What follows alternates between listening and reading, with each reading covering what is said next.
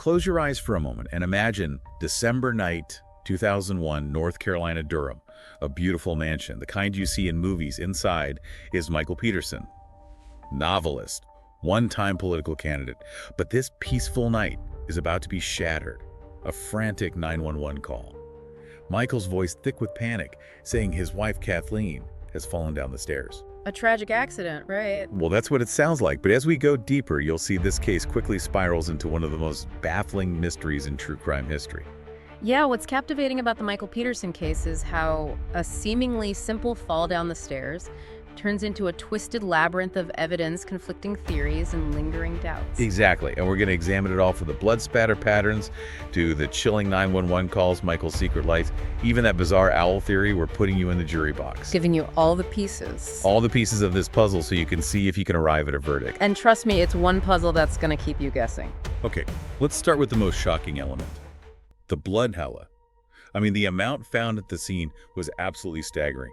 We're not talking about a few drops here. We're talking blood splattered on the walls, the stairs pulled around Kathleen's body. Like something out of a horror movie. Exactly. Yeah, this blood immediately became a central point of contention.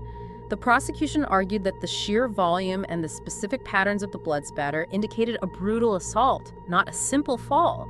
Imagine those tiny droplets of blood, each telling a story of force and impact. They pointed to blows to the head, blood spraying in all directions as Kathleen was allegedly attacked. But the defense countered with a totally different picture. They argued that the blood could have been the result of Kathleen falling and then struggling to get up, desperately trying to regain her footing, and leaving streaks and smears as she moved.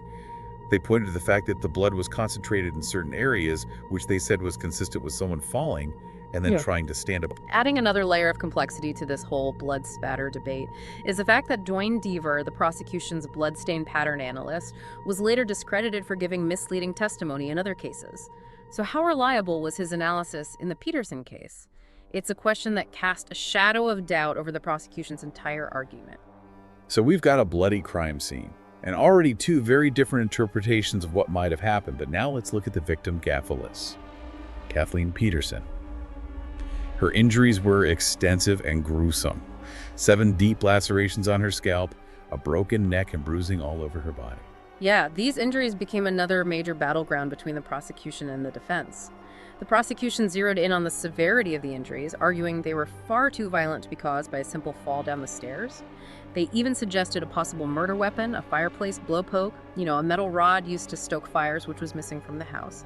Their theory was that Michael had used this blowpoke to inflict the deadly blows. But if that's true, where was the murder weapon? Well, that's where the defense countered.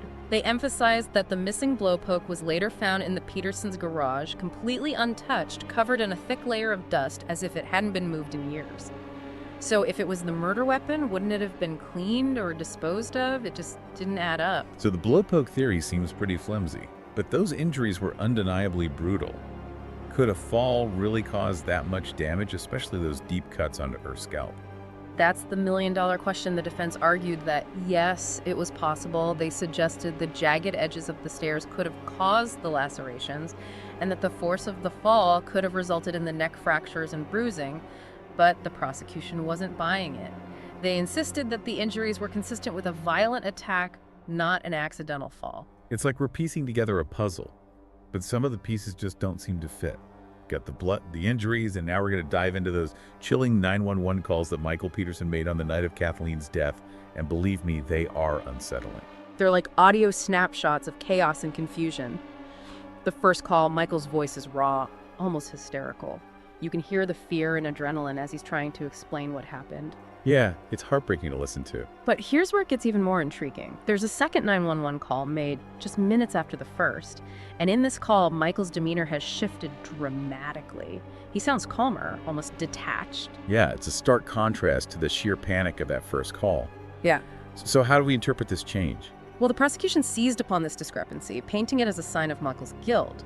They argued that those few minutes between calls gave him time to collect himself, start formulating a cover story. They suggested it was the cold calculation of a killer trying to appear innocent. But the defense had a different take on those calls, right? Yeah, absolutely. They argued that the shift in Michael's demeanor was simply the natural progression of shock and grief in those initial moments. He was in pure survival mode, adrenaline pumping, trying to save his wife.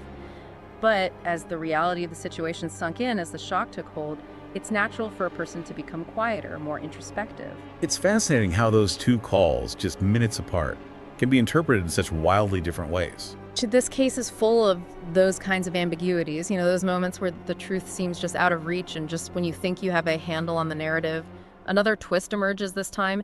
It's a revelation that throws Michael Peterson's entire personal life into the spotlight. Okay, this is where things take a really unexpected turn. We're talking about the discovery of Michael Peterson's secret life. Right. During the investigation, the police uncover explicit emails on Michael's computer revealing that he had been engaging in extramarital affairs with men. This bombshell revelation immediately became front-page news, sending shockwaves through the community and adding a whole new layer of complexity to the case. So we have a seemingly perfect marriage, a tragic death, and now a hidden life exposed. It's like something out of a soap opera. The prosecution jumped on this new information, arguing that Kathleen had discovered Michael's infidelity, leading to a confrontation that escalated into violence. They suggested that the rage and betrayal fueled a murderous attack. So they're saying that the affair provided the motive for murder. But how did the defense respond to this? They vehemently denied that Kathleen was unaware of Michael's bisexuality. They argued that their marriage was built on mutual understanding and acceptance. They painted a picture of a couple who, despite their unconventional arrangement, had a strong and loving bond. So we have two starkly different portraits of the Peterson marriage.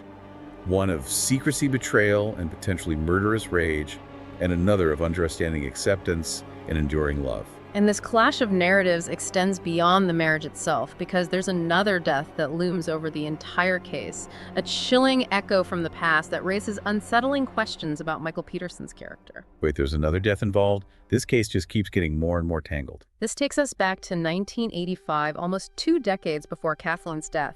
We're introduced to Elizabeth Ratliff, a close friend of the Petersons, who was found dead at the bottom of a staircase in Germany. Hold on, another staircase death. That's an incredible coincidence. That's precisely what the prosecution wanted the jury to believe. It was too eerie to ignore, while her death was officially ruled an accident.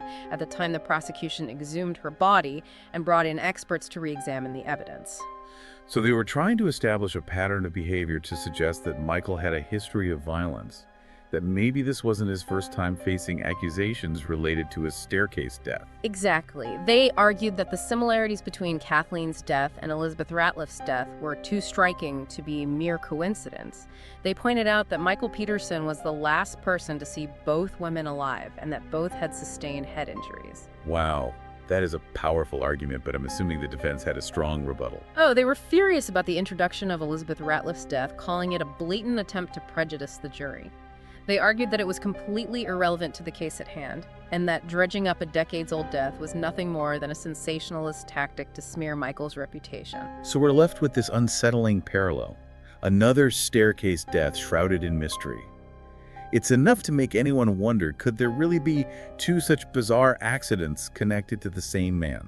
That's the question that hung over the entire trial, and it's a question that becomes even more perplexing when we introduce the most outlandish theory of all, the owl theory. Okay, I have to admit I'm really curious about this one. It sounds completely crazy, but also kind of intriguing. It is a bit of a wild card, isn't it? But stick with me here. The owl theory posits that Kathleen Peterson wasn't attacked by her husband, but by a barred owl. An owl? Seriously, how could a bird possibly cause those kinds of injuries? Well, barred owls are surprisingly powerful predators. They have sharp talons and can deliver a forceful blow. The theory goes that Kathleen was attacked by an owl outside her home, causing those deep lacerations on her scalp, disoriented and injured. She then stumbled inside and fell down the stairs, leading to the more extensive injuries. Okay, I can see how that would explain the scalp lacerations, but could an owl really knock someone unconscious or cause them to fall down the stairs? That's where things get a little more speculative. But proponents of the owl theory point to some interesting evidence. For example, microscopic owl feathers were found in Kathleen's hair, which suggests that there was indeed some kind of interaction between her and an owl. So we've got blood spatter, a missing blowpoke that reappears, a secret life revealed, a chilling echo from the past, and now a possible owl attack. This case has more twists and turns than a Hitchcock film. Yeah, it really does make you wonder. But let's bring it back to the courtroom. A jury had to sift through all of this and ultimately decide Michael Peterson's fate. And their decision would have a profound impact on his life. So What was the verdict? After weeks of intense testimony and deliberation, the jury reached a verdict in 2003, guilty of first-degree murder. Michael Peterson was sentenced to life in prison without the possibility of parole. Wow, a life sentence. It seemed like the case was finally closed, but this is the deep dive. And as we know, there are always more layers to uncover. You said this case is far from over. Remember Dwayne Dover, the blood spatter analyst who played such a crucial role in the prosecution's case? Well, years later, it was revealed that he had a history of exaggerating evidence and giving misleading testimony in other trials. So the expert whose analysis helped convict Michael Peterson was, to put it lightly, not entirely trustworthy. Exactly. This revelation sent shockwaves through the legal system. It completely undermined the credibility of the prosecution's case and raised serious questions about whether Michael Peterson had received a fair trial. So what happened next? Did they just throw out the verdict and set him free? Not quite. In 2011, after years of appeals, Michael Peterson was granted a new trial. A second chance at justice. But that must have been incredibly stressful for everyone involved, knowing that the whole case was being re-examined, all those wounds reopened. Absolutely, and the retrial was just as complex and contentious as the first one. Both sides dug deep, presenting new evidence and revisiting old arguments. But this time, there was a different outcome in 2017, rather than face another grueling trial. Michael Peterson entered an Alford plea to the lesser charge of manslaughter. Okay, back up for a second. An Alford plea, what does that mean exactly? It's a fascinating legal maneuver, basically. It allows a defendant to maintain their innocence while acknowledging that the prosecution has enough evidence to potentially secure a conviction.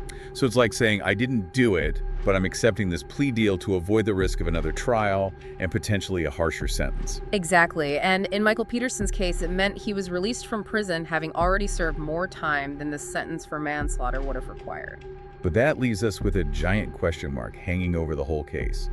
If Michael Peterson maintains his innocence, what really happened to Kathleen Peterson that night? That's the million-dollar question, isn't it? And it's one that continues to be debated to this day.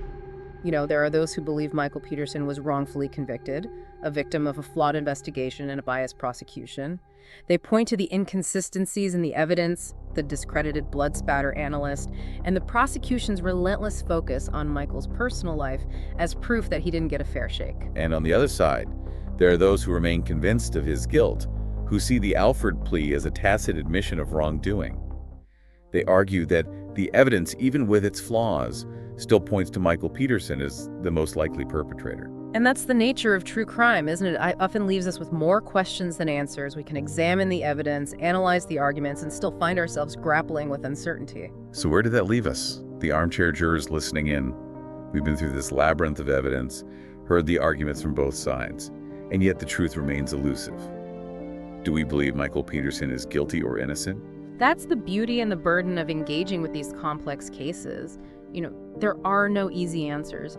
It's up to each of us to weigh the evidence, consider the different perspectives, and ultimately arrive at our own conclusions. But even if we never definitively know what happened to Kathleen Peterson, this case leaves us with a powerful message: the importance of critical thinking, of questioning assumptions, and of recognizing that truth is often messy and ambiguous. And it reminds us that behind every true crime case, there are real people whose lives have been irrevocably changed by tragedy and loss.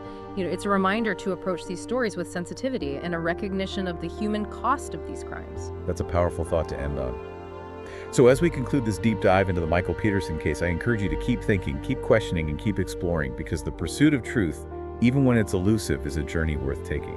If you found this case intriguing, don't forget to like the video and subscribe for more in-depth true crime stories where you decide the verdict. Share your thoughts in the comments below. Was justice served, or does the truth remain hidden in the shadows?